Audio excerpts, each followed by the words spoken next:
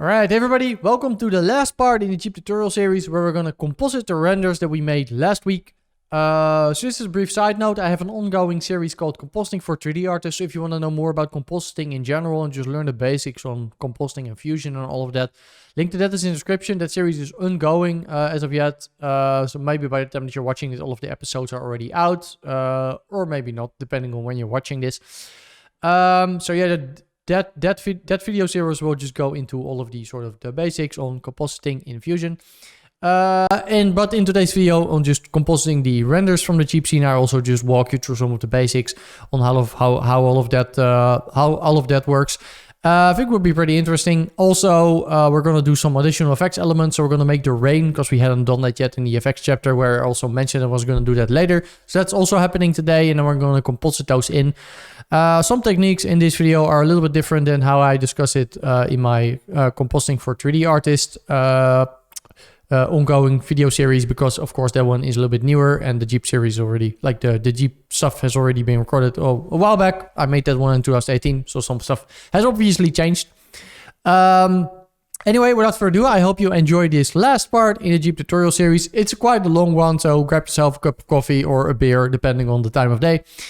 And enjoy, and let's make some awesome composites. And before we start watching, make sure to... What do you think I'm going to say? What do you think? What do you think I'm going to say? To gently tap the like button. Because if you do, then YouTube will recommend this video to more people. And then more people get to watch this. And then we get more subscribers. And if I get more subscribers, I can make more content. And if I make more content, then you'll be happy. So you're doing yourself a favor if you're doing that. Not just me, but also yourself. Anyway, I'm done chilling that thing. So let's just get into the video. Hope you enjoy, and this is the final one, so see you in another video, I guess. Alright, so welcome back. In this fourth part, we're going to be covering the compositing of the Jeep and some of the additional effects elements. So it's been a year since I recorded the previous part, actually, so the sound quality might be a little bit different because I'm recording this in a different room. Of course, it's been a year later, so my voice might have changed slightly. So this is going to be the fourth part, and I do want to point out that it has been about 2 years ago that I released this sequence with the Jeep, and in the meantime there's probably some things that I would do differently from this composite that I have here. So in this part of the tutorial, I am going to go over this composite, and then I'm also going to point out some stuff that I probably would do differently. So how I did it over here, and then how I would do it if I were to do it right now. And I'm also going to go into an empty scene sometimes and just show you how you can build some stuff from scratch. So that's going to be the thing. You need to install Fusion to do this. We're going to be compositing in Fusion. Well, at least that's what I use. I generally use either Fusion or After Effects. I don't use Nuke. There is an indie version of Nuke right now, but I mean, I already have Fusion and I have After Effects, so I don't really feel the need to start using Nuke. I don't composite that often for jobs myself, so Fusion is absolutely fine for me. So if you want to install Fusion, what you actually need to do, because Fusion 9 is still free, but Fusion 16 is paid, and on the main page of the Fusion download page, you can only find Fusion 16. So let me just show you where you can actually find it. So if you go to the support page, so support center on blackmagic.com/support, and you go to the latest downloads, and you scroll all the way back to, well, 2018 something, that's where you can find Fusion Studio downloads. So you can still... not Fusion Studio, just the regular Fusion. So Fusion Studio is the paid one, regular Fusion is the free one. So if you download that one, you can still download Fusion 9 and just use it for free. So if you were confused about where you can download Fusion still for free, that's where you do it. Just the new Fusion 16 is not free anymore. I'm going to be recording this inside of Fusion 9 because there's quite a bit of user interface differences between Fusion 16 and Fusion 9. For the past year or something, I have been using Fusion 16. So if I'm sometimes a little bit confused over user interface stuff, that's why, because I have now grown used more to the new interface. So if I sometimes have to look around, that's why. All right, so I just wanted to go over an easy way to sort of replace all of the renders here, because you've downloaded the composite file, so the Fusion file, and now you want to watch all of the, you want to go through all of these nodes, but by default all of this will be unlinked, because of course all of these file paths won't match the file paths on your on your own drive. So an easy way to fix this, well, I mean, of course you could go through it and just manually relink them. This is probably what you would do like if you did your own renders, or you need to make sure that you exactly match all of the names in the file paths here. So if you did your own renders for this, you can just probably manually do them, unless all of the names inside this composite here match exactly. But if you want to just link them up to my renders, what you can do is you can go to File. By the way, you first need to select the path on the loader. Just pick any loader, for example, diffuse, and just copy the path up until the folder, like the download folder that you got with this tutorial. So that's going to be the 04 comp, because that's the chapter that we're in. Just go to them File, Preferences, and you're going to go on your project preferences here. So this is the composite, and you go to path map. So that's here. You're going to add a new path map, and you're going to say from this path map, and then to wherever it is that you put this folder. So let's say it's your C drive. So user /cheese or whatever, and then /04 comp.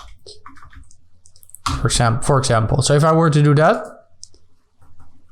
and if I now try to view any of my renders, you can see it's not working, because what it's doing is, you cannot see it here, but in the background it's replacing these file paths with this. So it's not showing it over here.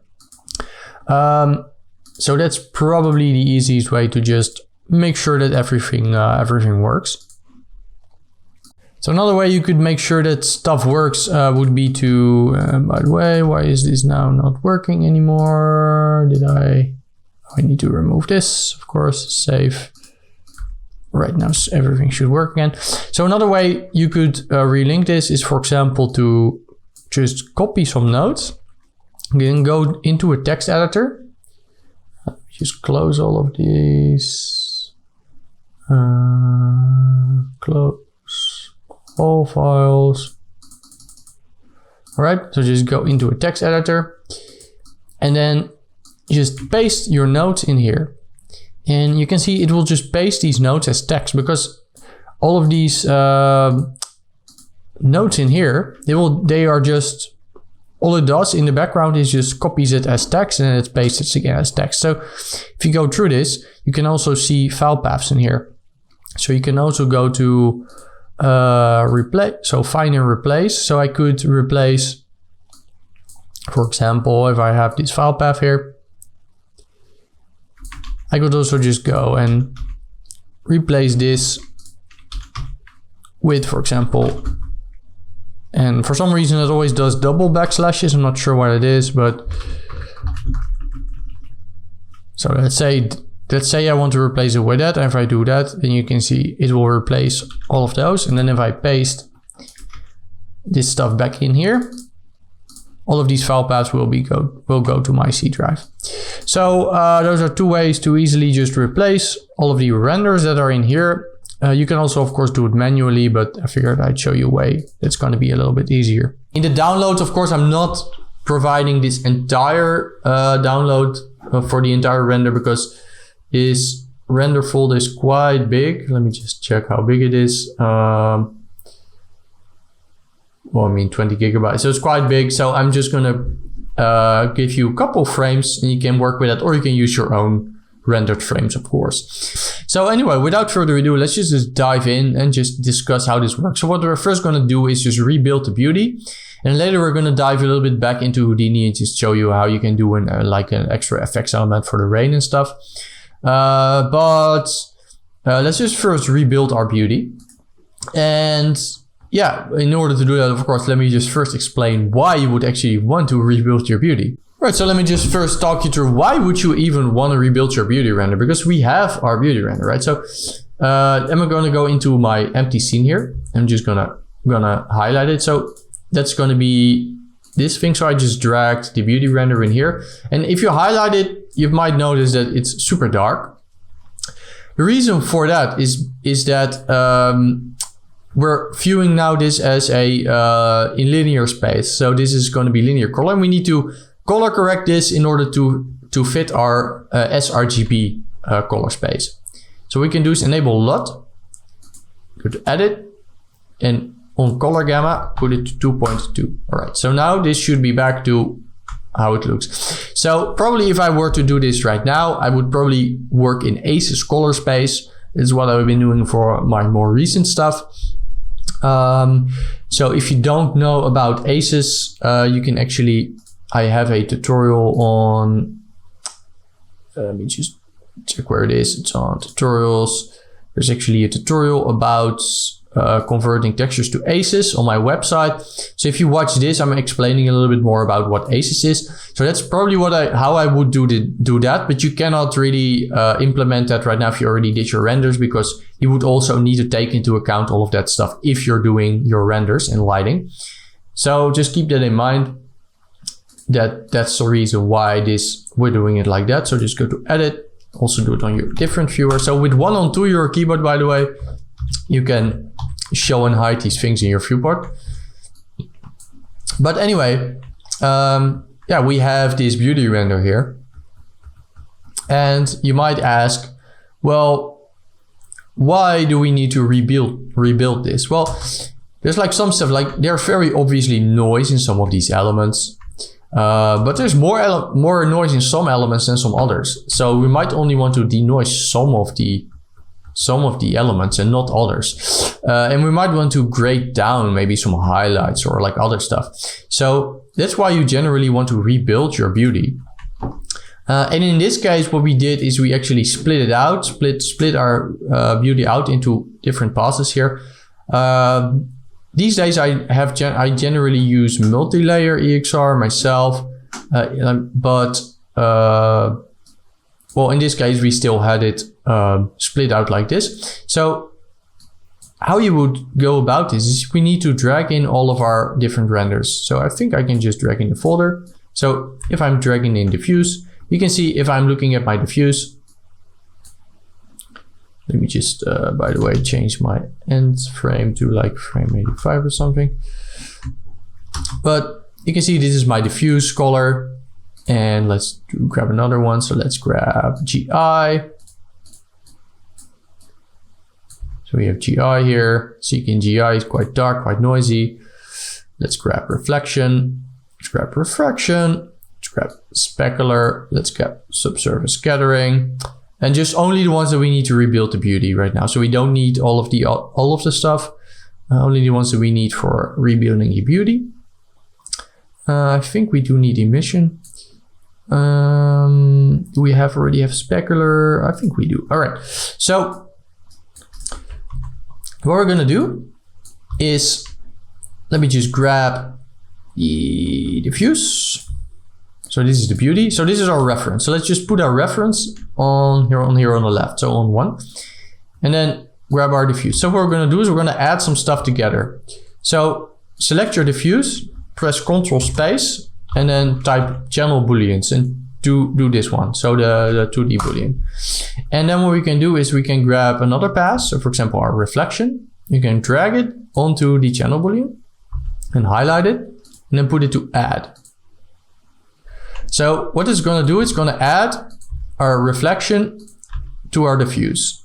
And to alpha, we can just put it to do nothing because we don't really want to do anything with that. All right, so then we can just copy and paste this thing, the boolean, just connect the boolean up into another boolean, boolean. Okay, just grab our refraction. And let's add that on top as well. So you can see we're now adding the refraction. So this is what the refraction looks like. And we're adding it to our beauty. All right, so let's check some other stuff. So we don't really have much subsurface scattering, but there's a little bit. So we just might as well add it.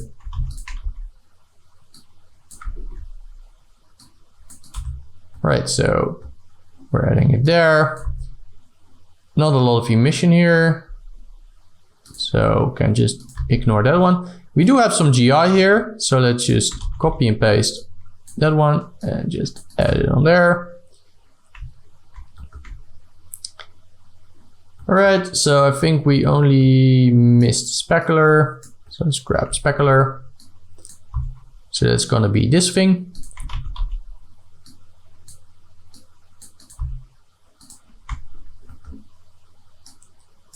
So for some reason it's the colors are a little bit different. It should technically look the same, but might be that we have some additional elements in here that do mess up the color a little bit, but you can see it's generally quite close. Let me just go through my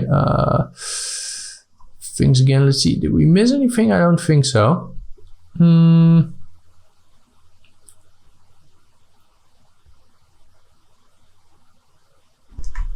The beauty about the fact that we split it up now, and you can see generally it looks the same. It's just the saturation on this red is, for example, a little bit too high. But because we split it up right now, so we can actually grade these things separately. So for example, what we could do is we could do a color correct.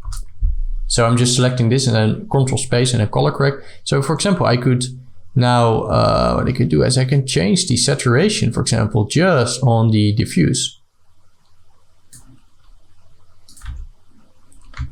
So you can see this would already get a lot closer. So, and then we're only doing it on the diffuse. And then we could even, like later, where we're gonna do that later, but we can either generate a mask from our Cryptomat and then only do it, for example, on the car or on the red part of the car. So we have a whole bunch of options to be able to do that. So another stuff, like let's say we want, like our GI here is very noisy. So we could do is, for example, noise, remove noise. So there's not really a great denoiser inside of Fusion, but this one will just blur it. But for example, so this will just blur our GI, but you can already see that it makes quite a bit of a difference. So you can see just by blurring our GI, we get rid of this thing. And that's like, if we were to, we couldn't really do that on our actual beauty, right? But because we have these separate elements, we can actually split it up and just selectively do all of these, do all of these tweaks. So just check some other stuff. So it's probably in the specular. So there's also some noise in the specular. So you could also say that you want to, for example, remove noise on some of the specular.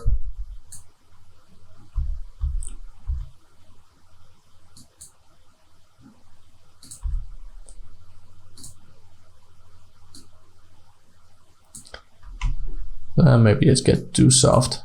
But so that's generally why we are doing something like this. And then we can generate these masks, for example, to be able to grade certain elements.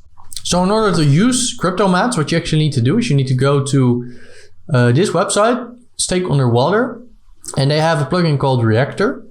And Reactor is sort of a tool to be able to install a lot of free Fusion plugins very easily. So just follow this guide. So just go to, well, this URL. If you just Google Stake Underwater Reactor Fusion, something like that, then you'll be able to find this. Follow the guide on how to install it. It's pretty straightforward. And then what you get is you get Reactor.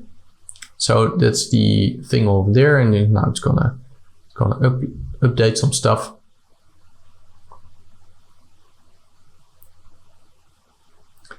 Right, so then you get this pop-up, and you can, from here, you can install a lot of plugins. One of those is Cryptomat. So install the Cryptomat thing. It might ask you to restart Fusion, but if you do that, then you can use Cryptomat. And Cryptomat is super cool because we can normally, if you were to generate mats in 3D, you would need to select beforehand, before you render, like which objects do I want to generate a mat for. With Cryptomat, there's none of that nonsense. What you need to do is you can just drag in your Cryptomat. So let me just go to, for example, let's go to Cryptomat materials. Just drag in my Cryptomat materials. Because you're gonna view it. You can see it looks blue. I'm blue, dabba-dee-dabba-die. So it's blue and we're gonna go through it. But actually this blue is just how it's now viewing the data. So what we can just do is we can make a Cryptomat node. So control space Cryptomat. Get this node. And then we get this pointer here, and let's just put it, for example, on the red of our car. Then we're gonna go add.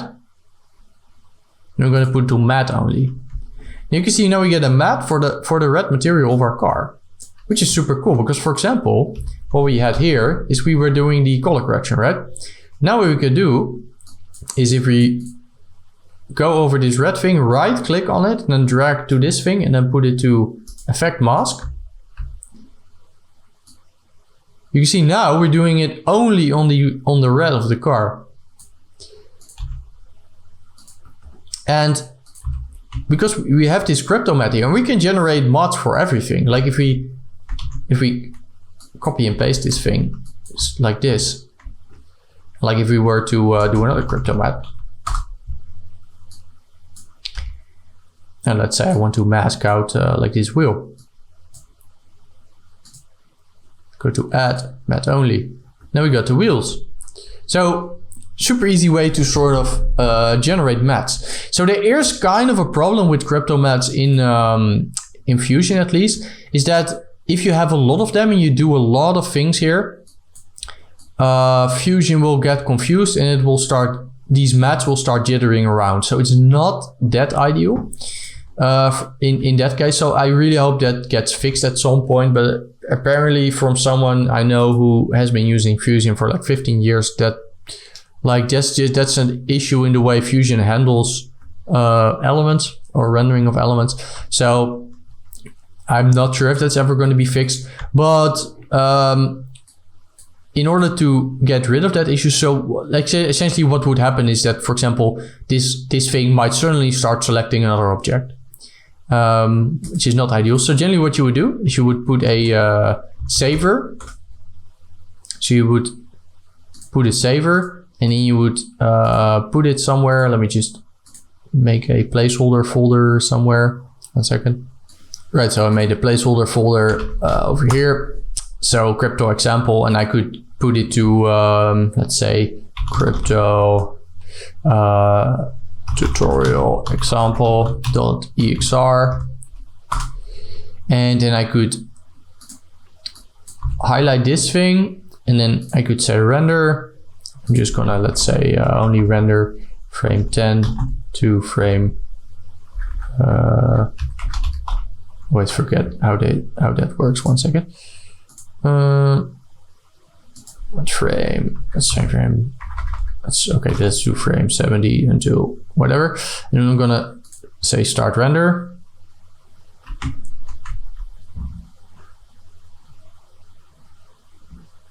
I didn't pick the perfect frame range apparently. Right, so I'm just gonna stop it.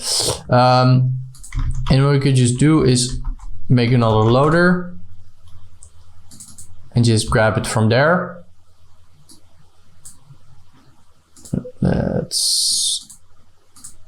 Let me just go to that file. 1 second.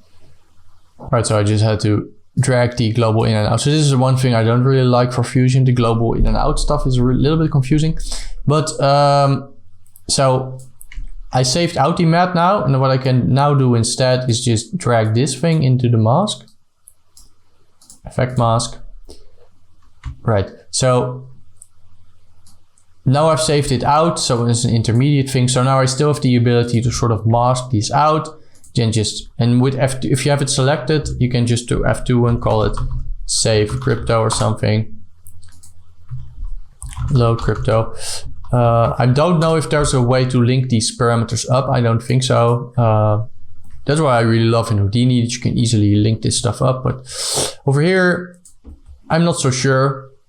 But anyway, so what you generally will need to do with these Cryptomats is just like while you're just compositing, it's fine to just use them like this. But if you have a lot of stuff going on, you generally just want to save them out and load them back in.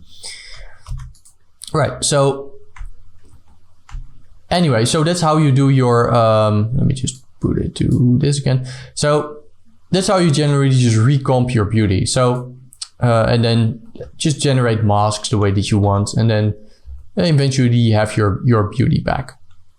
Right, so another thing that we probably need to do in here, which is probably also easy to just explain in this empty scene, is the wet map, because our car gets hit by the water. So it needs to sort of look a little bit wet, right? So we generate these wet maps. So let's just load in this wet map. And here you're gonna see this issue that Fusion doesn't properly load these frame sequences, which is really annoying because we rendered a different frame range for this thing. So let's just merge it in to just check if it's aligned properly. So if someone knows an easier way to sort of make that work, let me know, because it's really annoying. But if we just drag the global in and out, so let's just go through this thing and let's just wet map.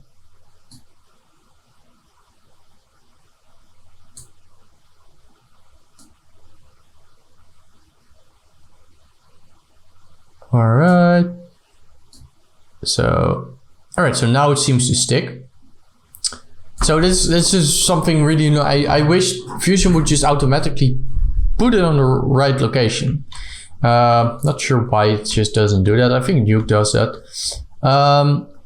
Anyway, so what we have here is a wet map. And we can use that to, let's just remove it from the merge. We can use that to, for example, grade our thing a little bit. So let's just check where would we want to grade it. I guess we could do it after the entire thing. We could also maybe grade up the specular a little bit. So let's just right click on this thing, effect mask, go to color correct, and maybe say, all right, oh, and on the mask, let's go to options, by the way, and let's mask with luminance. All right.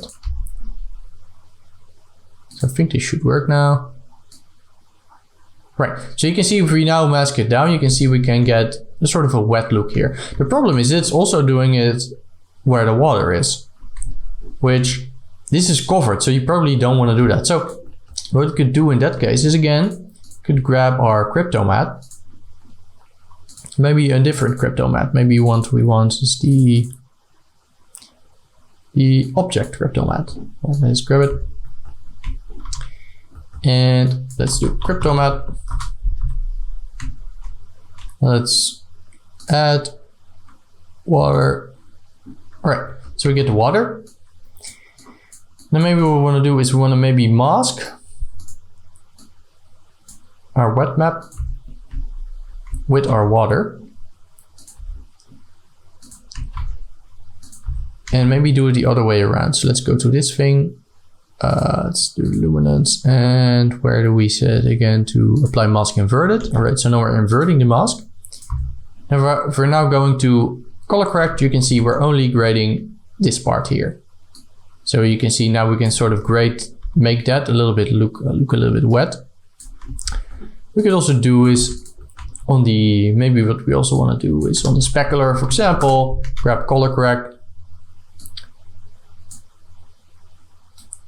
Plug it in there, effect mask, apply mask inverted, luminance, maybe not apply inverted.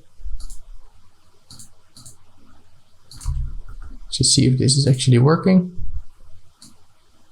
All right, so it was already working. So you see we can grade the specular up a little bit here.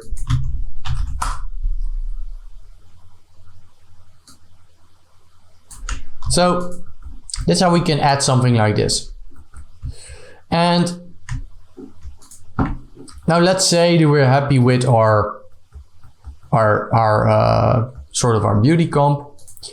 What you would do is the same as with your Cryptomat. You would just put a saver, save it out somewhere, and then load it back in. So now let's just jump back to my final comp here real quick. So that's what I also did here, and you can see there's quite a lot more nodes here, but the idea is essentially the same. So we have the wet map here. So you can see the wet map here. I have some other stuff here where I'm color correcting. I think even what I'm doing here is I'm color correcting the Jeep. You can see similar to what I did before. So I'm just doing a whole bunch of stuff on the beauty, and then eventually this is the beauty I end up with.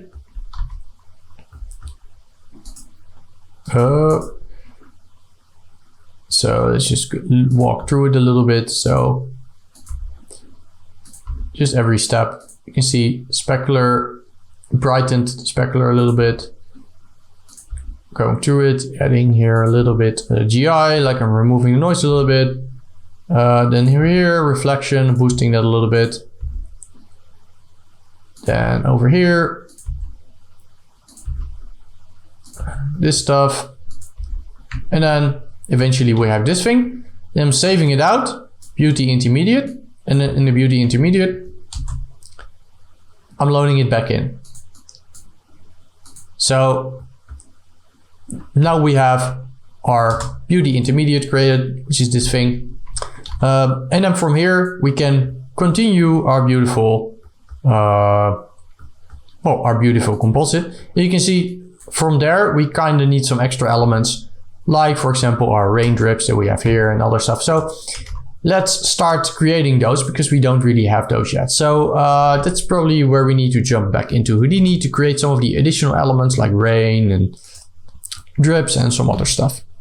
Right, so let's talk a little bit about the rain. So I have the sequence here. I see that one of these things is not linked up properly, right? So it's actually quite a simple thing, and this is probably one of the things that I might do a little bit differently because this is a very basic setup. I might have pushed this further if I were to do it right now.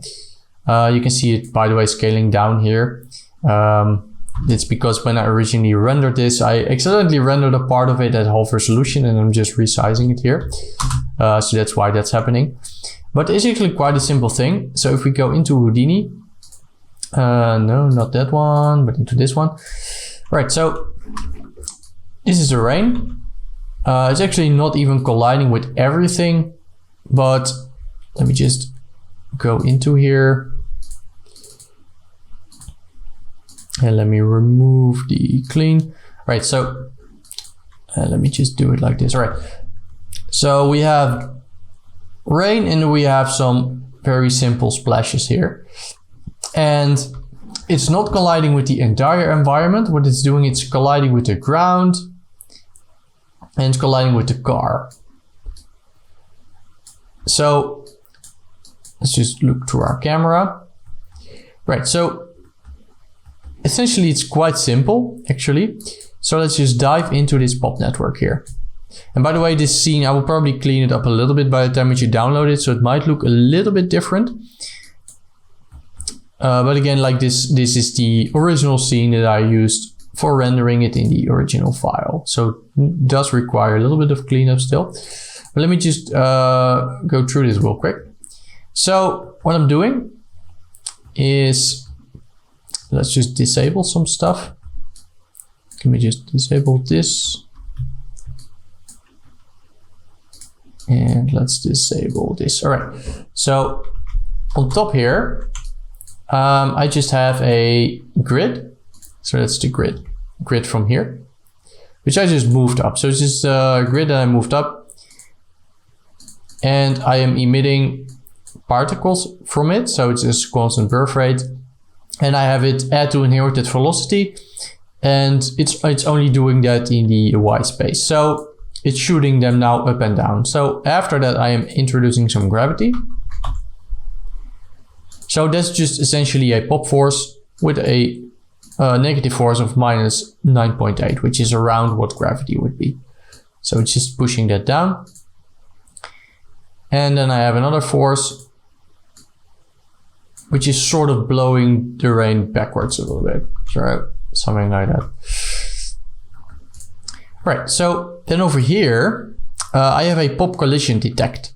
And this is generating some collisions. So you can see it's set to move to hit, which will add a hit attribute. So this will do collisions on our particles, and then it will add an hit attribute. So let me just go into, and as you can see, this is set to go to subpath obj cardinal. So I'm gonna probably rename this.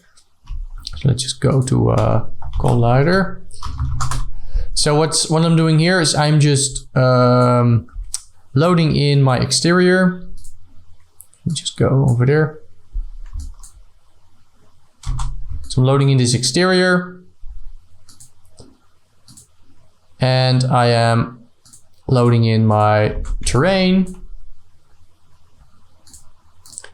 I'm blasting away the non-essentials from the exterior, sorry. Then I'm unpacking it because it needs to be polygons in order to be able to do proper collisions on it. So now it's polygons. And then I'm merging it in with the terrain, and so that's just gonna move through it. So this is gonna be your collision. So the car part is obviously making this the heaviest. So what I'm gonna do for now is I'm gonna just only do it on the ground. So you can just show you, and then we'll run through it later, also with the car. So let's just go to the first frame. And let's just enable this collision detect.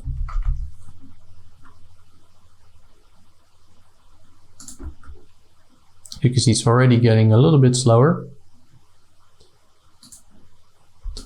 So what it's doing just right now is it's just gonna move through, and then when they hit the ground, they're gonna die. So if I were to turn that off, so just, and by the way, maybe what I want to do is just put a time shift here just for sake of it, so it doesn't recook it. So let's, if I put this to do nothing, what it's just gonna do is it's gonna, you can see it's gonna just hit the ground, and then they're gonna turn red. And then after a while they die because their life is, they're out of life essentially. But if I put it to die, they will just die whenever they hit the ground. So this is just going to be the base streams, very simple. Right. So what I'm doing here is if hit num, so that's the number of hits. So if the number of hits is greater than 0, then the group hit will be 1.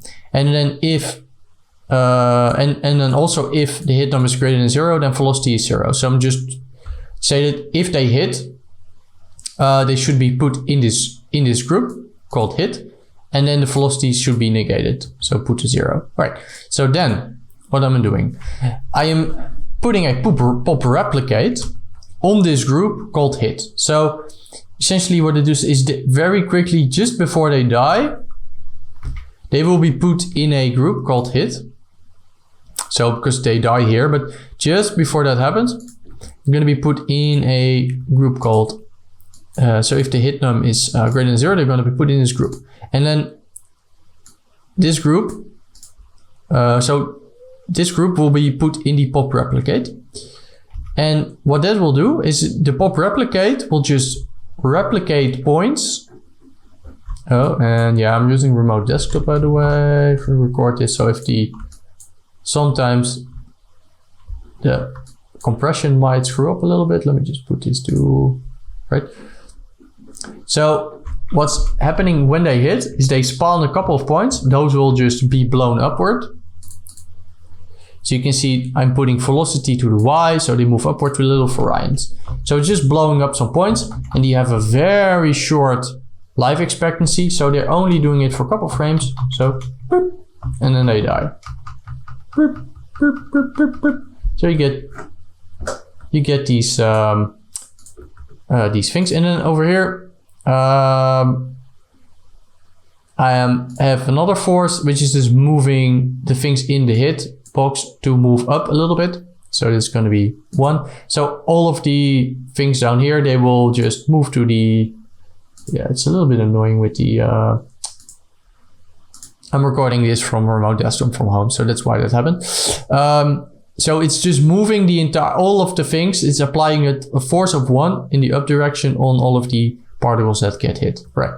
So essentially, that's just what happens. So it's a very simple setup. Let's go to this thing. As you can see, it's just points hitting, and then of course now it's not happening on the car. We'll merge that one in later. But if we just go out of this network, so what I'm doing here is I just cached that. So you can see, it looks a little bit chaotic right now, but that's completely fine. So just a time blend. What a time blend, this is the old time blend, by the way, because of course I created this in an older version of Houdini, so this is still using the old time blend. Like if you were to make a new time blend, it would look like this. So it's completely different. This is the old one.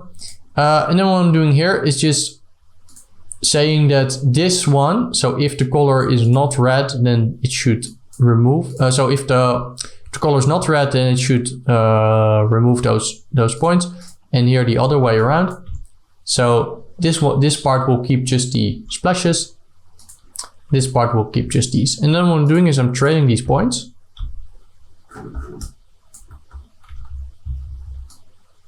So this will make these sort of rainy-like trails. And here it's doing the same. But of course, we still don't have any lines here. So what we're doing, oh, by the way, this is, I'm doing it twice there actually. But what I'm doing then after that, I think I can remove probably one of them. Interesting. So what I'm just doing here is I am, I just did that to sort of, to keep them for a couple of frames. Interesting. So what I'm doing here is essentially, well, you can see not really that much happens. So this is probably something like if I were to do this entire thing again, I would probably put a lot more detailing in this entire setup. But because it was quite a subtle effect, I didn't do that much in it. But of course, you could do a lot more interesting range setup where it would actually splash and then stay stay on the ground a little bit. But this is the render that it ends up with essentially. So this is one of the things that I probably would do a little bit differently. So anyway, what I'm doing here is I'm carving these splashes a little bit. So they're a little bit shorter. And with this add, by the way, so if you have this add, you put it to by group and then by ID, what it will do is if you have these points, so they're pops, right? They're particles. And they will each have an attribute called ID, which will be unique. So the point number will change, but the ID will be unique. So if I trail them, each copy of the same point will have the same ID. And then if I add them, I can add them by ID. So if I were to put this to all points, it will connect everything together. If I put it to ID, it will only connect those together. Right, so we get then these trails. After that, I am resampling these points, setting some points, and I'm adding a curve view attribute. So curve view attribute will be a attribute from 0 to 1 across every curve. What that will mean is that we can ramp it. So because it's going to be 0 to 1 for every curve. So if we put it in a ramp, so what we're doing here, so I have a p-scale channel ramp width curve view and then a multiplier for the overall width. We can set an attribute called p-scale, and then the p-scale attribute can be used to render these strands later. Or we can, for example, put them in a polywire. Like I could put this in a polywire just to demo it to you. So polywire. At p-scale, you can see what we're getting is a raindrop thing, and that's being controlled by this ramp here. So this is just taking this curve view attribute and then just generating this raindrop shape with it. All right. So I'm doing the same on here on the right. And then down here, I have a overall multiplier sort of for the p-scale to just grow it. You don't necessarily need that because we're rendering this inside of Redshift. It also has a multiplier on top of the whole thing. But essentially that's how the rain is done. This is a very simple thing. And of course, for the final sim, you would merge this car in.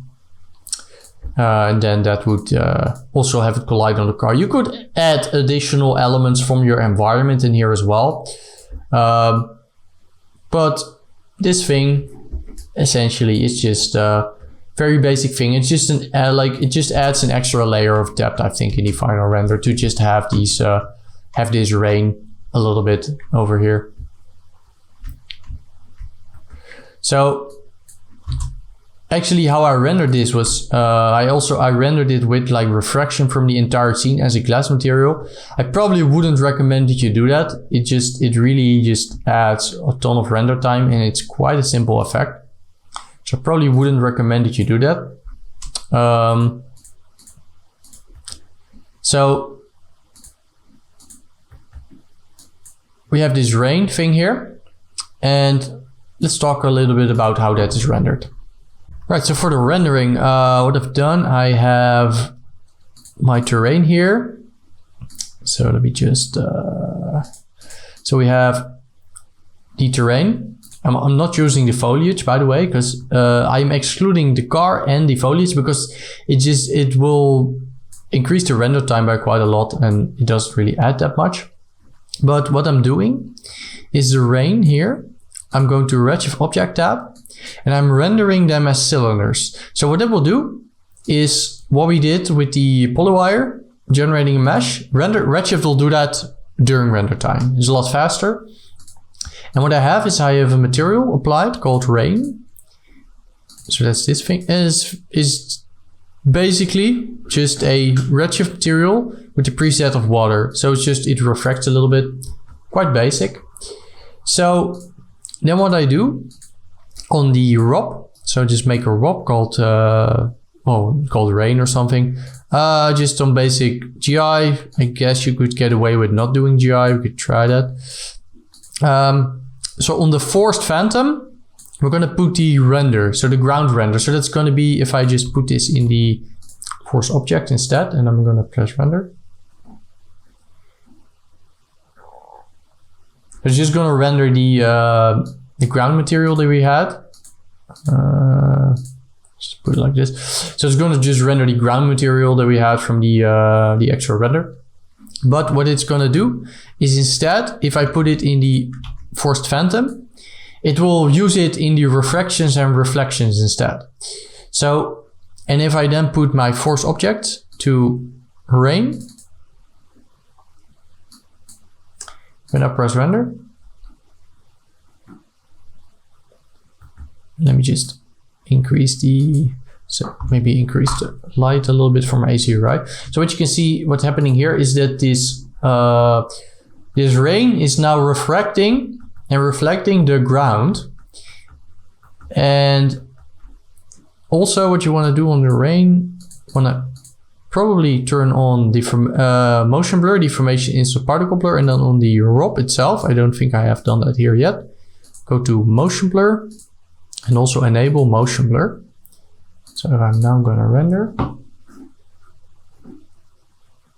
Take a little bit longer.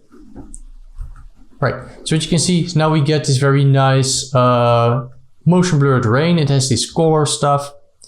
It's quite similar to what we have here. So in this one, like I mentioned, what I did is I actually had the car and all of the stuff included, but that generally just really adds to the render time. So I wouldn't recommend doing that.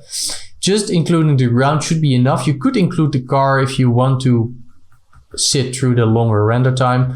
But yeah, that's essentially just the basic rain. So it's quite simple.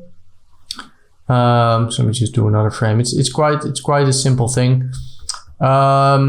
I'm not really matting out anything. You could do that, but if we need a matte somewhere, we can always extract it in our comp with the Cryptomat.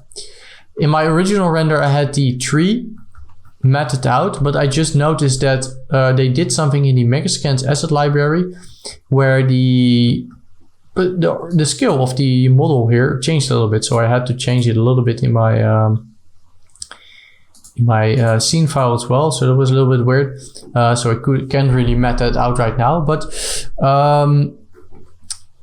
generally I would probably just mat out the rain just with a Cryptomat. So just render it like this, just as a sequence. Probably turn up the samples because it's because they're quite thin, so you'd probably do something like that. Let's make our camera the regular resolution.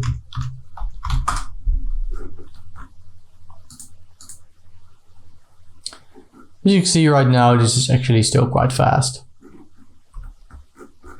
And this looks quite nice. So yeah, that's the rain. There's also the additional raindrops, which I did separately. So let me just also get a little bit into how that works. All right, so real quick, let's talk about the drips. So I have a render here for the drips. Essentially, that's just this. So I know it doesn't look that interesting, but what it's used to do is to, when we have this beauty here, and then what I'm doing here, it's very subtle, but let me see if you can actually see it. So you can see if I toggle back and forth, it's very minor, but like if you look over here, it's adding. So if I play through it, you can probably see it a little bit better. Yeah, so you can see sort of displaced circles. Yeah, there's some weird stuff going on there. Right, so this issue that you see popping up here, that probably has something to do with what I explained before with the Cryptomat thing, so don't worry about that. Like if you don't cache out these Cryptomats properly, then you get issues like that. Just let me really quick check if there's actually an issue for that. But so anyway, so that's kind of what I mean. So if you have a Cryptomat that's gonna lose its selection, then you might get an issue like this. So, boop, boop, boop, boop. You can see that happens here in the beauty. So that probably, let me just see where that would happen.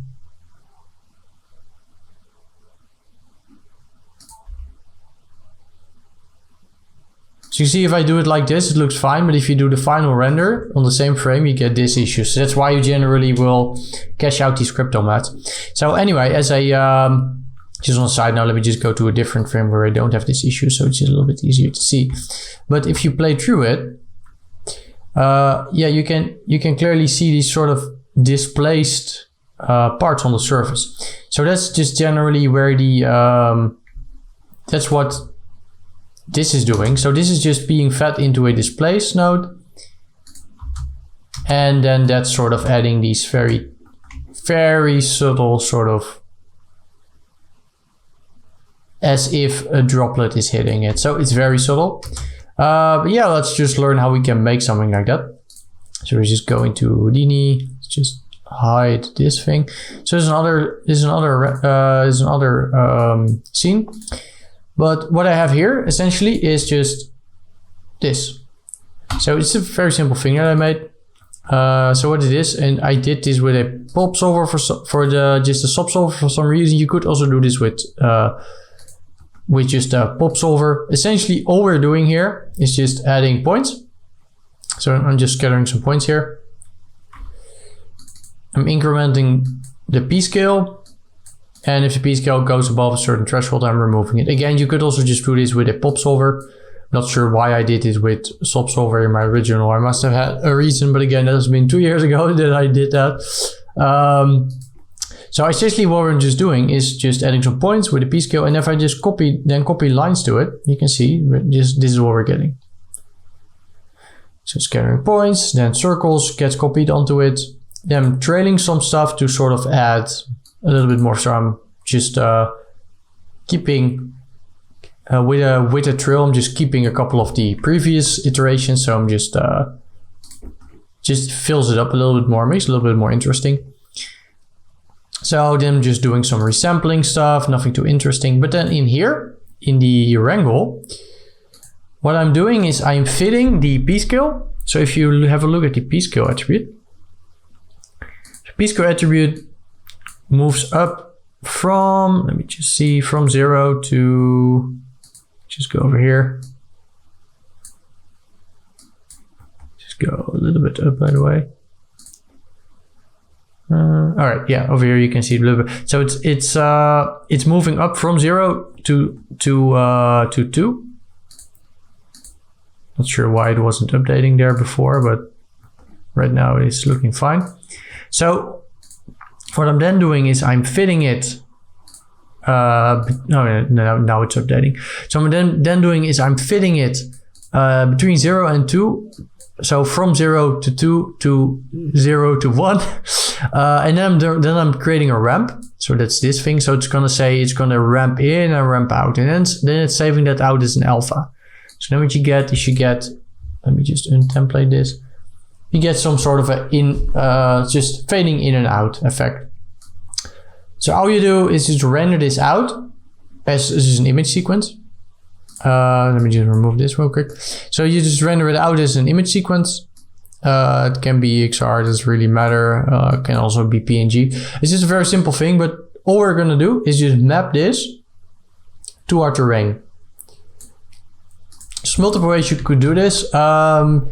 You could do this with the UV pass inside of Fusion. So, but what I found is that unless I'm just not using UV passes correctly, but I don't really get enough resolution. If I do it over here, you see I actually rendered it on top of this thing, and it looks quite nice.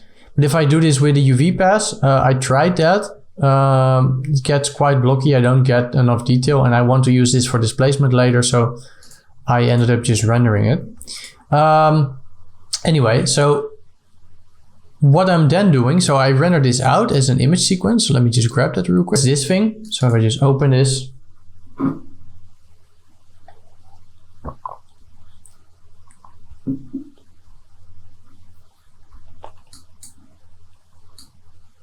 so you can see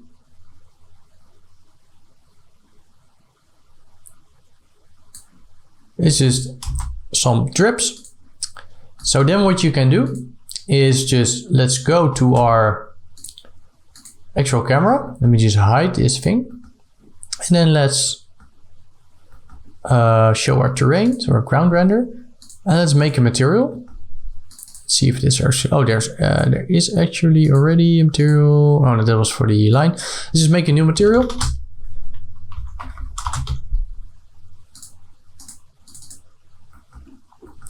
And maybe what we can even do is just say that we just want to grab a texture,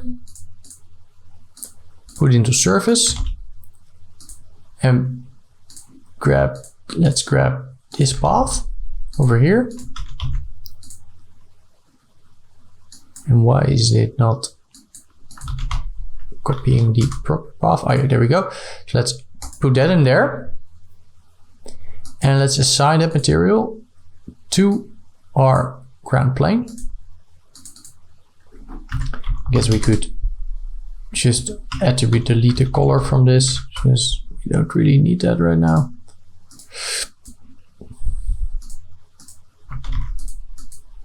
All right. So let's make another redshift drop. Let's put our camera in there. And then let's put our ground render in there. All right. And I guess just call this drops. Right, so let's just see what that looks like. All right, so that's not ideal still, because this is way too big. What we can just do is go into this material and just let's put it to 10 by 10. Right, 10 by 10. That's already looking a lot better. So right now it has some shading in this, which you probably don't want. Maybe what we want to do is do an incandescent material.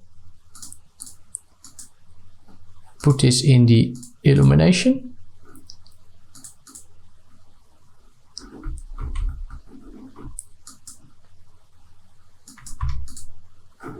All right, so something like this. And if we're just gonna play through it, you can see we get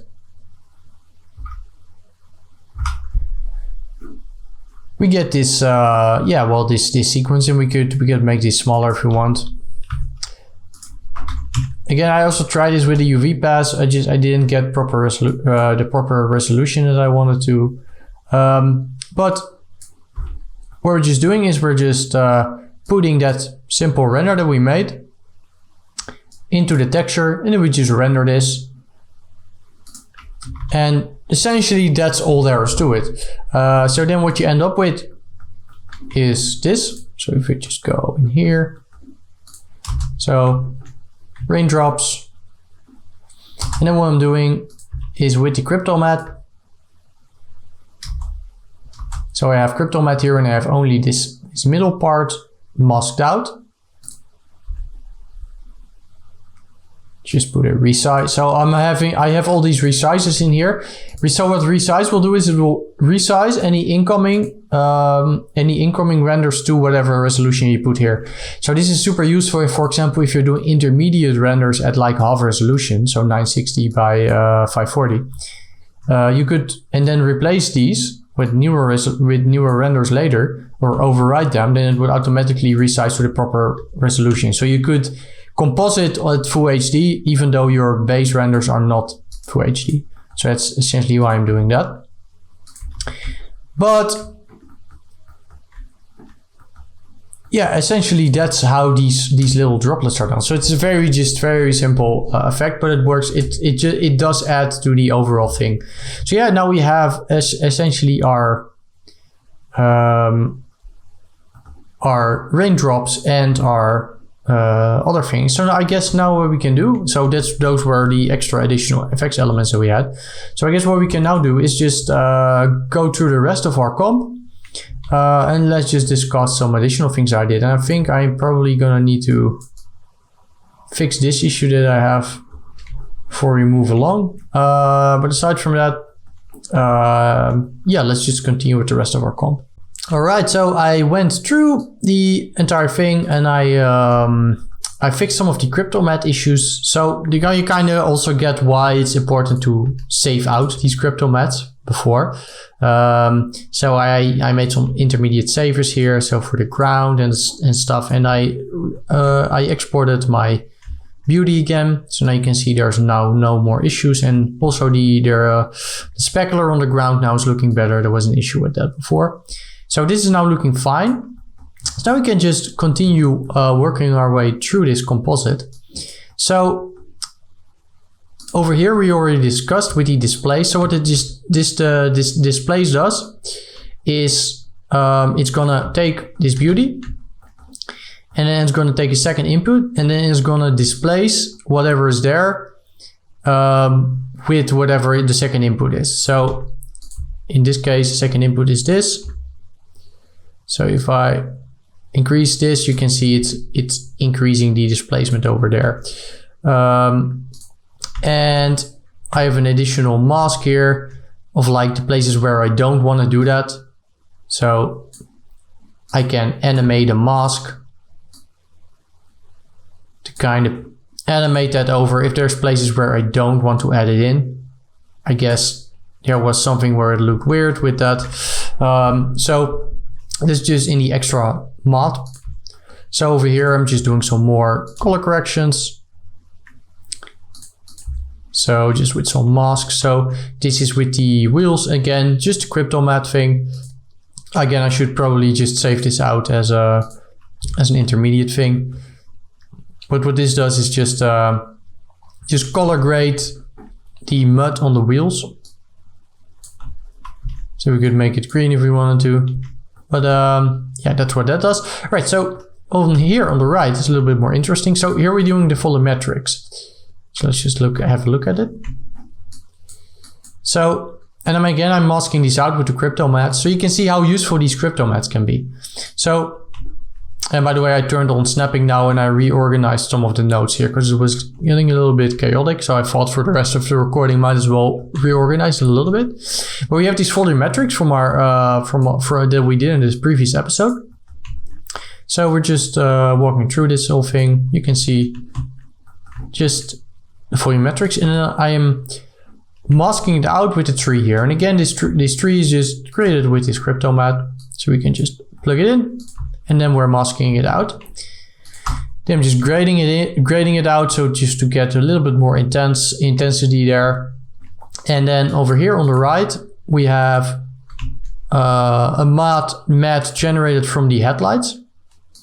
Just blurring it out and using it to sort of grade down whatever is inside of there. Because let's just look down here.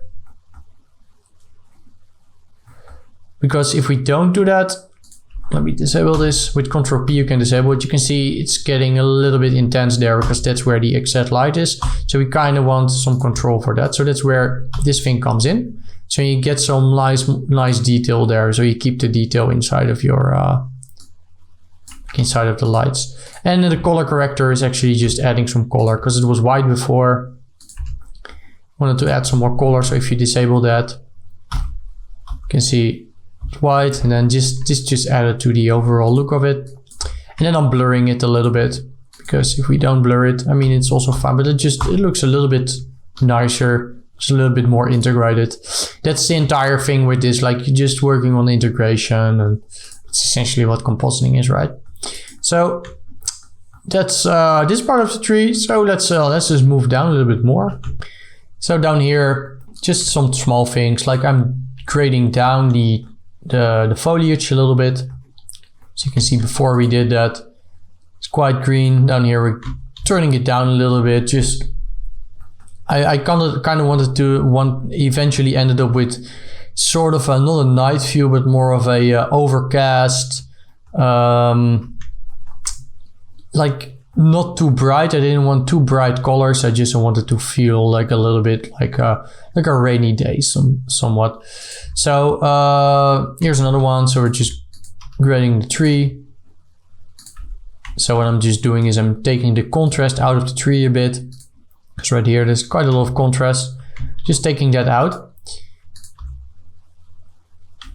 Over here, just a little bit more grading on the lights. And a little bit more removing of the noise, because you can see it's still quite noisy there. Just removing, just essentially just blurring it out a little bit. So over here is where we add the rain. It's already discussed the rain, but so one more thing that I did with the rain is that the rain also, so I took a depth pass. And this is like I mentioned before, I rendered my entire everything into the rain pass, which I probably don't recommend, but that's why I have this entire Z pass here with all of the objects in there, which you probably won't have that if you just render the rain and you just add a Z, you render it with a Z pass, so a depth pass. You won't have that, but if we then do a depth blur, you can see we can do some little bit of depth of field. This depth of field doesn't completely match my depth of field that I do down here. I'm just going to show that later, but just add a little bit of depth blur in there. Anyway, color correcting it, resizing it, and then merging it back in. So let's just go over here. So just merging it back in and changing the blend here a little bit. So you have on these channel booleans, you have a blend slider, which is this thing, and you can essentially say how much do I want to add it on. There's also a regular merge, by the way, which you could use. So channel booleans will add it, do an add operation, so add it on top of the regular colors. There's also a merge, so you could also just merge something. So then it would be like I could also do this.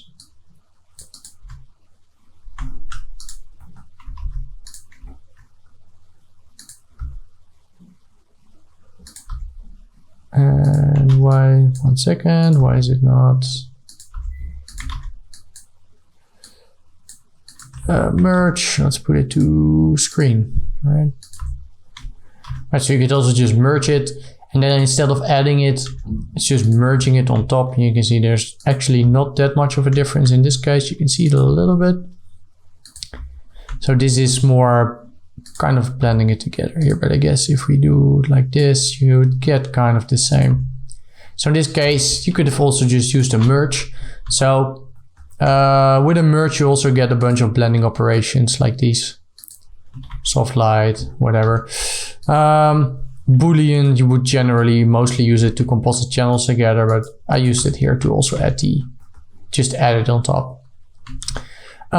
Then over here, we have the white water. And we already have the white water rendered into our beauty, right? But I added it in a little bit more. Over here, you can see over here I didn't like the way that it looked without the white water. Well, it does have it, but very subtle. So in here I'm just adding it on top, and I'm blending it in with. So I'm keyframing the blend. So you can right click and set key on a blend. So you can see you can do it like that, and you have the brightness that you can also have some control over. So I'm just adding that separately on top, just to add a little bit to what we already had. So over here we have the other one. We have the spray.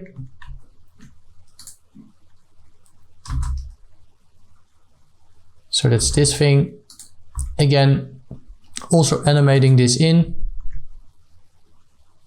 Let's wait for this to cook. You can see it walking through the thing. It's starting to get a little bit heavy because we have so much stuff going on. That's also why we first saved out the beauty here, because these composites can get quite heavy after a while. But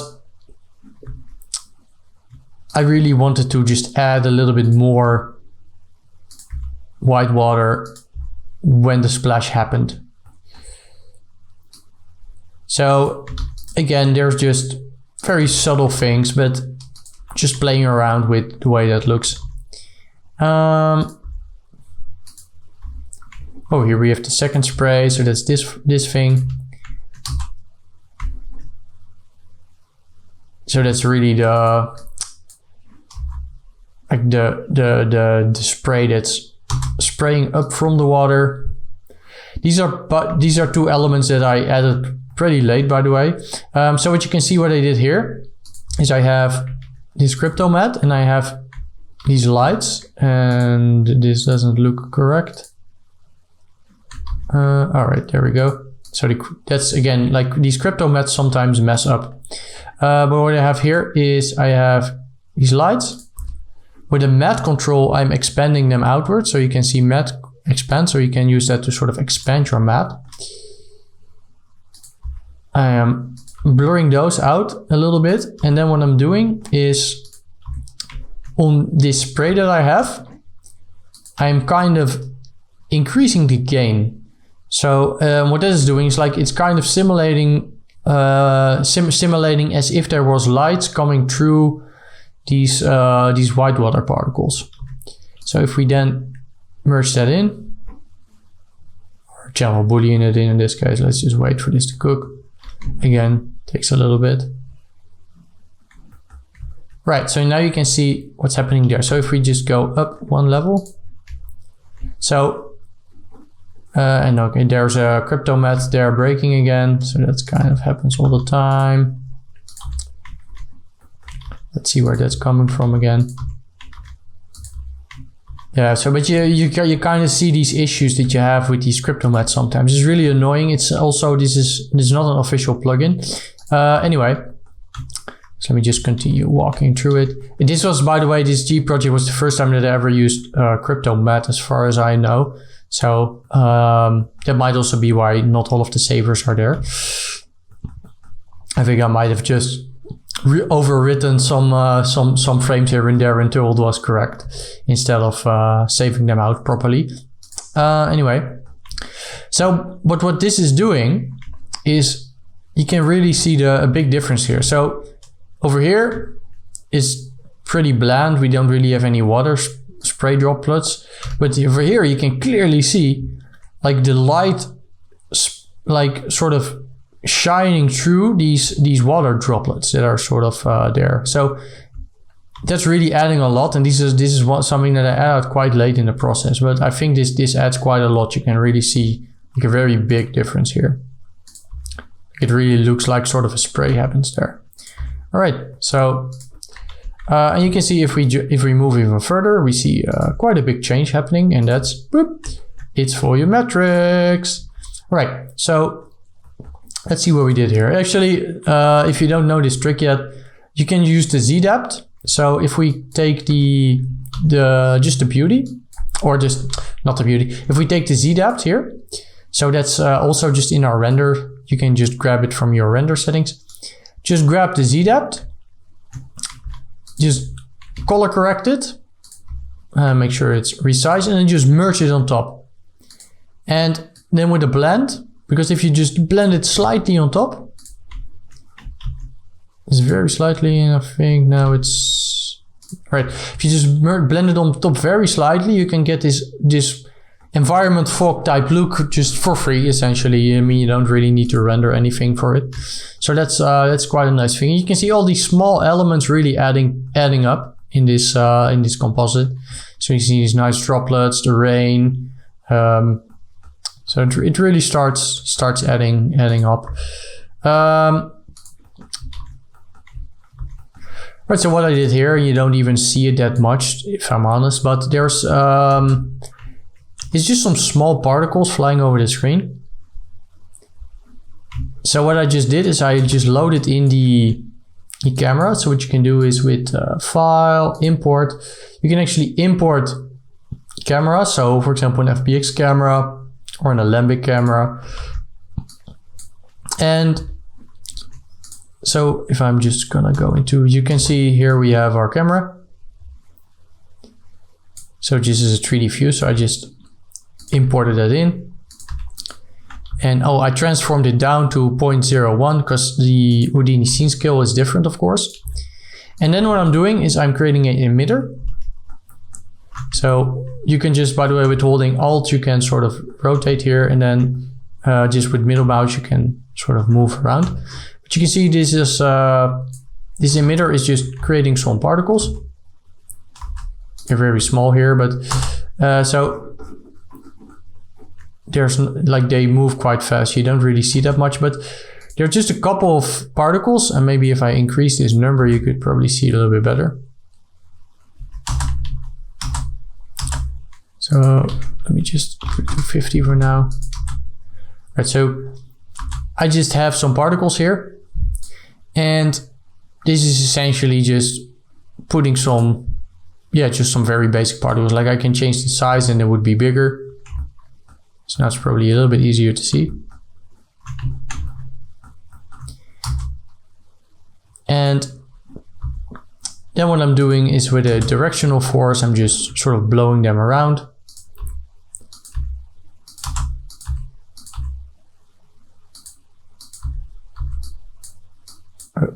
So this is just these directional forces kind of just blowing them in a direction here, in the Z direction to 69.5.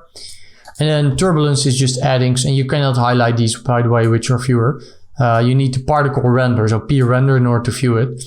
So turbulence is just adding some turbulence to this. So that's what's happening here. And then we can, if you right click here, you can actually look through the camera. So let's do this. Oh, we can only do that after we do merge 3D, by the way. So I'm merging them into the camera. So you can see here we have camera. I can look through the camera. And then you get something like this.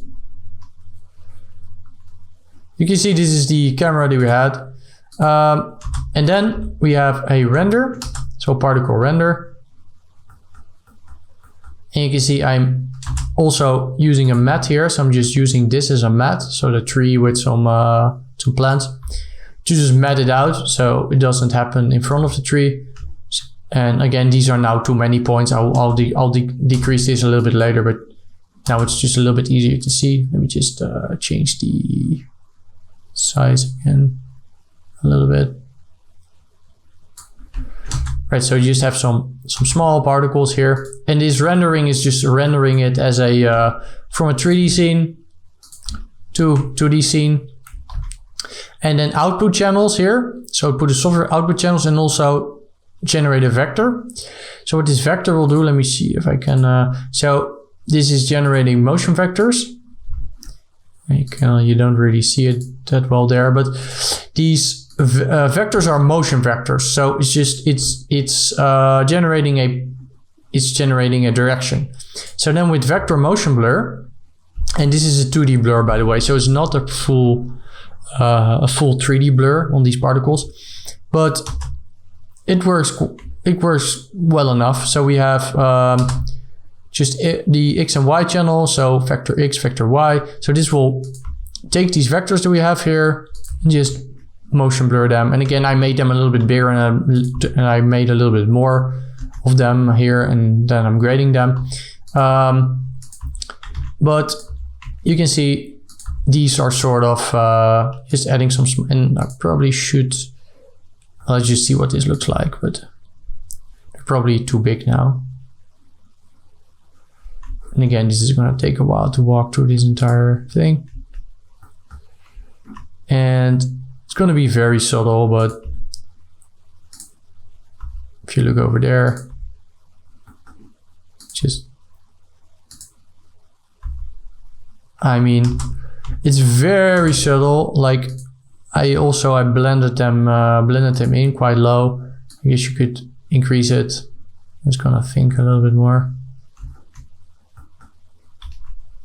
Right, so let's add some depth of field. And the thing here is that, okay, so what I have here is I have my Z depth. I'm color correcting it a little bit, so I just get the dark stuff on the foreground. And then I am adding it with the channel booleans. I'm putting it to copy, auxiliary channels, and then putting Z buffer to the lightness of the foreground. So this is the foreground and just putting it to the lightness of the foreground. So this way I can sort of color correct whatever my Z depth is doing. All right, so and then here I'm using a custom tool. And I think I found this script somewhere. At least I don't think I wrote it myself, because I have no idea how to explain it to you, and I'm not an expert in scripting inside of Fusion, but I'm going to do my best to sort of explain what this custom tool is doing to the best of my ability, because I didn't write this myself. Essentially why I'm writing this, of why I'm using this, is just let me demonstrate. Down here I'm using Vary Blur to create depth of field. So Fusion does have a depth of field, does have a depth blur, but it's just not that great. So I'm not sure if I can demonstrate, but it does have a depth blur, but let me just see if I can have this work, but it's just the Fusion depth blur is very confusing, and it's just not that great. So what I did instead is I used Vary Blur, but the problem with Vary Blur, so let me just show you. So Vary Blur, if I just connect something to it, I can put it to defocus. And then I can blur stuff out. So let me put it to Luma. Where is it?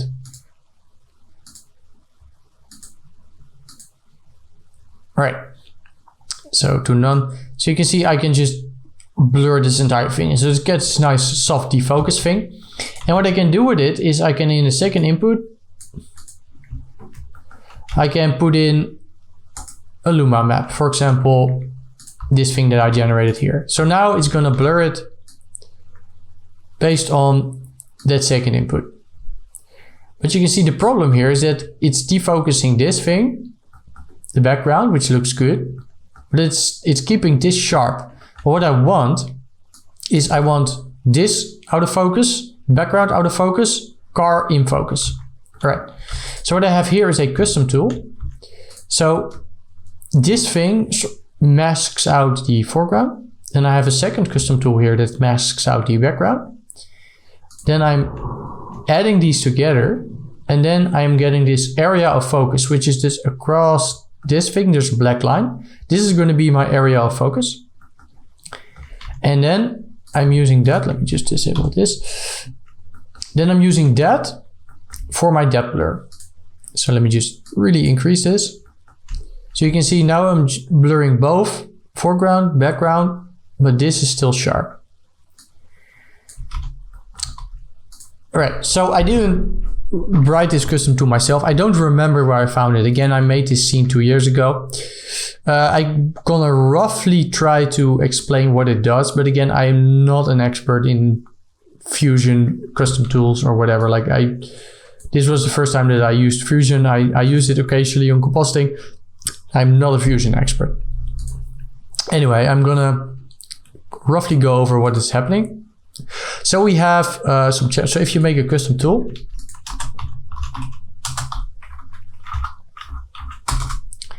you get this thing, number 1, number 2, number 3, whatever, and you can give these names. So over here, it's called number for number 1 is name for number 1 is near, name for number 2 is far. So near and far. So those will be whatever they're called. And if I then like call this thing cheese, for example, then this thing would be my cheese slider. And we don't need that. Well, we need cheese, but we don't need the slider called cheese.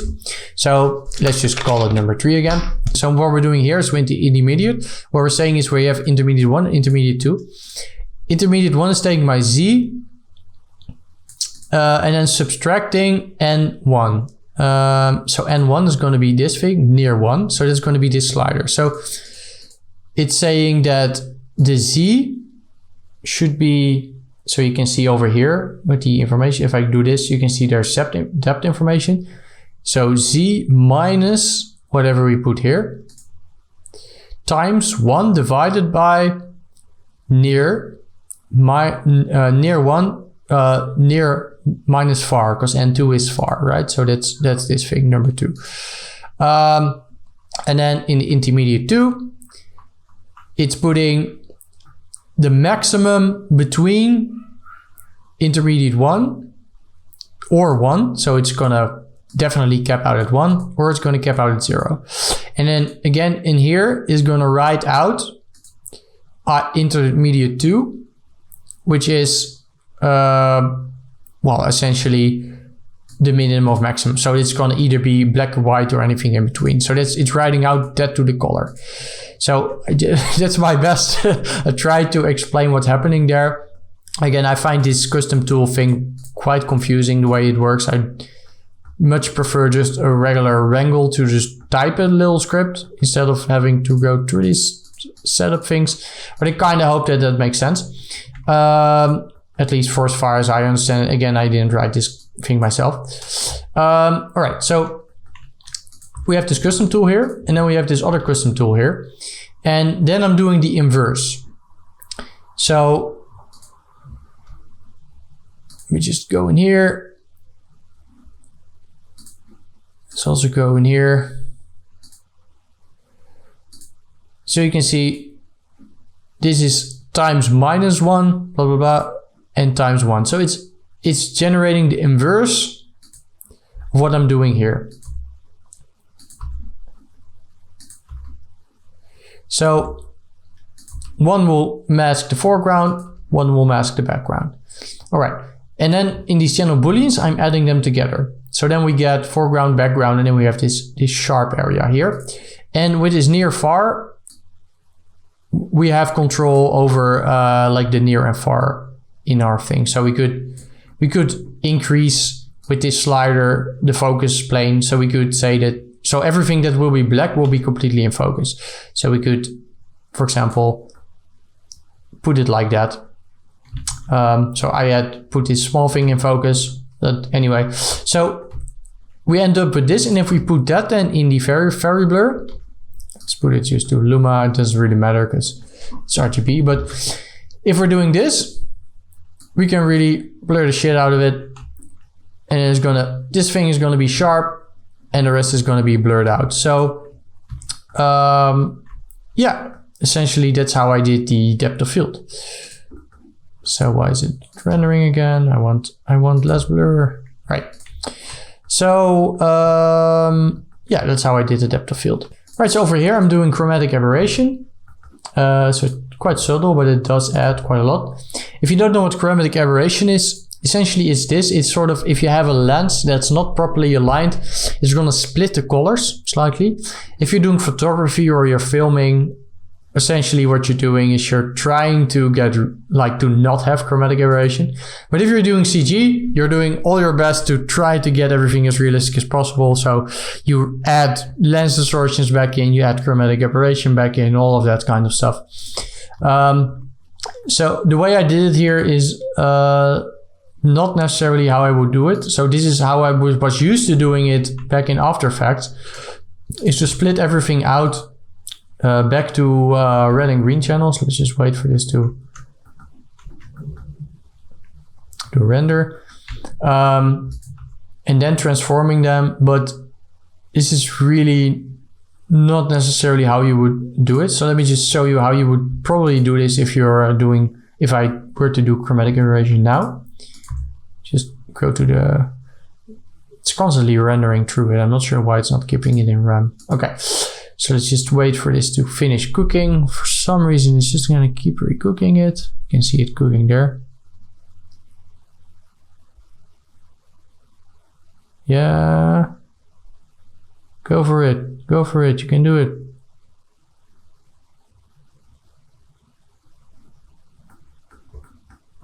All right. All right. So essentially what I want to try to do is, if you put it something to transform.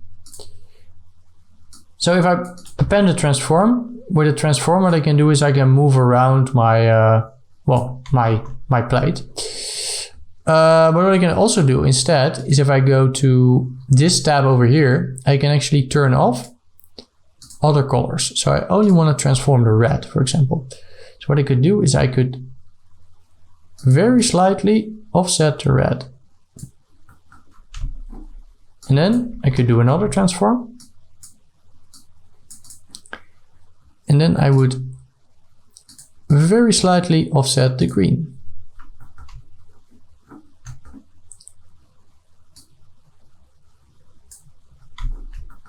So now I added, I did some chromatic aberration, and I did it a little bit maybe too extreme in this case here. So let's just make it a little bit less extreme. But what I did in this thing is I really made it way too complicated. I split out the individual channels and then transformed them, then booleaned them back in, because that's how I'm used to doing it was used to do it in After Effects, where you use levels and then split it out and then move them. But over here, again, in Fusion, probably what I would do now is just you put the transform and just use it to offset individual colors, and you get roughly the same thing. So we could just plug that in instead, I guess. All right, so then we have film grain. So this will just add some film grain. Again, like I could increase it, because this grain again would just add some graininess. Just looks nice. After that, I'm doing some more color correction. I will, by the way, I also still color corrected the entire thing after I did this entire composite in Premiere. So I saved it out, and then in my final sequence in Premiere, where I also added all the audio, I would also just I graded a little bit on top of it. So this is not completely the final grade. Like I think I made it a little bit more bluish there as well. Anyway, after that, in order to save this out, what I'm doing is I'm putting a gamut here from source space linear, so there's no space, to sRGB. So if I click that, you can see it's way too bright. But if I now turn off my LUT, you can see this is roughly what we had before with the LUT. So, and then just increase that a little bit. And then what I did is I saved it out as a PNG, mainly because I was using it in Premiere, and for some reason I never found that Premiere deals with EXRs too great for some reason. So I just baked them out as PNGs. Yeah, and then I rendered that into Premiere. I did all my final grading. I did my sound design, all of that kind of stuff. Yeah, and then you have the complete final sequence. So yeah, that's the entire composite, guys. So thanks for watching. I really hope you learned a lot, that you found this this entire tutorial series interesting. Sorry again for waiting so long to put out the compositing section for this, but I hope it was worth the wait and that you found it interesting. So yeah, thanks for watching. Thanks for the support, and hopefully I'll see you in the next one. Peace.